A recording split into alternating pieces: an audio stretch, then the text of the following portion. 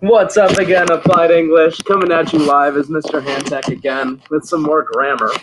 We just covered verb tense just a little bit ago, and I know tense can make your head spin, so I'm going to go with something a little bit simpler, at least a little bit simpler in its concepts with this one right here, with subject-verb agreement. But this is an area of grammar that causes people a number of problems, especially in writing. So I want to make sure we're getting rid of those bad habits in our writing now. The basic notion of subject-verb agreement is that subjects and verbs have to agree in number. You've got singular subjects, words like the dog, one dog, singular, is going to require a singular verb like eats, the dog eats. Notice that the singular verb adds an S. And plural subjects, the dogs, require plural verbs, eat instead of eats. I know that's really one of the strange things there is that you would think that plural verbs are going to take an S the way that plural nouns take an S, but it's actually just the opposite. Singular verbs take that extra S, at least for third person, he, she, it, eats. Plural verbs do not take those extra S's.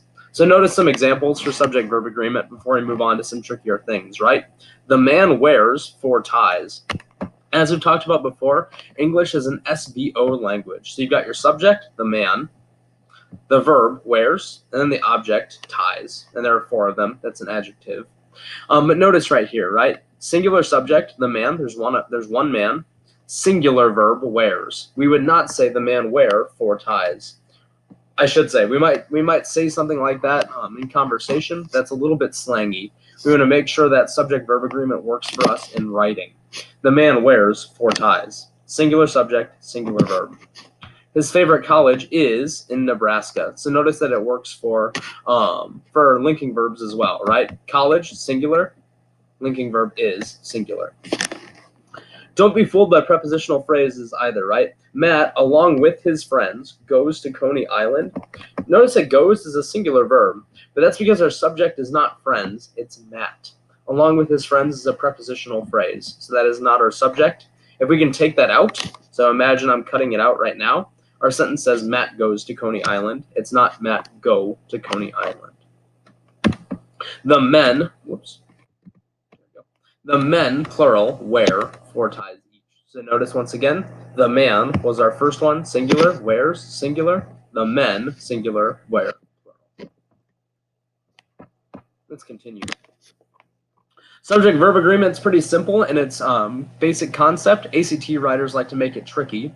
And the main way they do this is by putting phrases between the subject and the verb, like we talked about. Repeat this sentence. An audience of thousands of people who have come from afar seem terrifying to a nervous performer. At first glance, this verb seems right here because it looks to us like people is going to be our subject. Here's the tricky thing.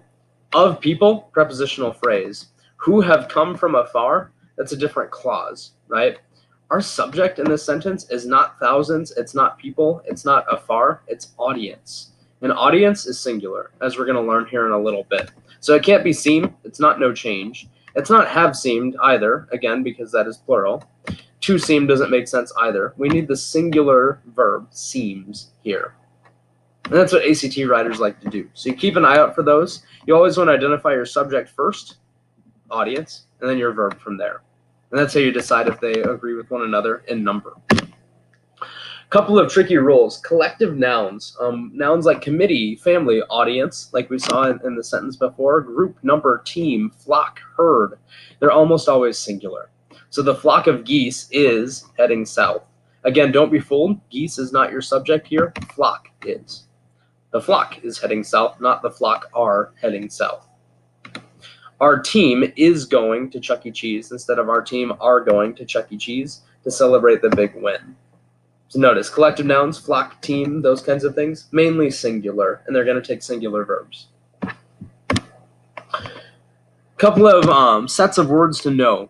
There are a set of indefinite pronouns that are always going to be singular. These are those forms of one, body, and thing, like we talked about before. So anybody, anyone, anything. Everybody, everyone, everything.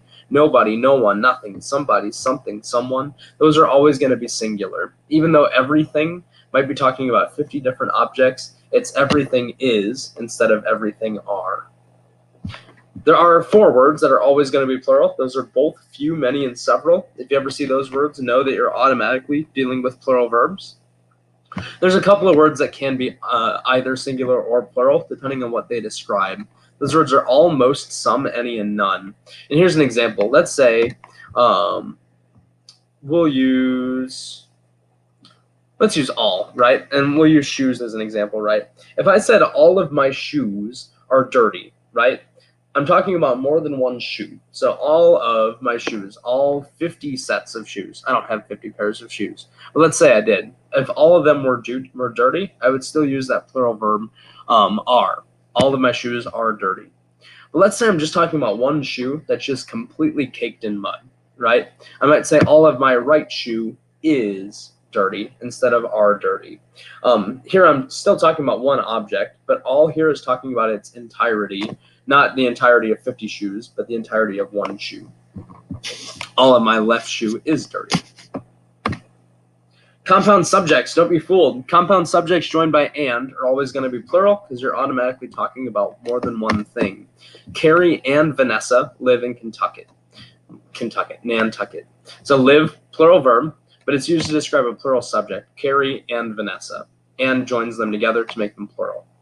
The blue bike and the red wagon need, instead of needs, repairs. If your subjects are joined by or nor, the verb agrees with the subject closest to it. Think of or as either or, right? It's not and where they're joined together, but it's or. You have a choice. And it makes most sense if you choose the closest subject. So neither the van nor the buses were operating. Buses is plural, were is plural. It's not the van were operating, it's the buses were operating. Again, we're using nor to choose that option there.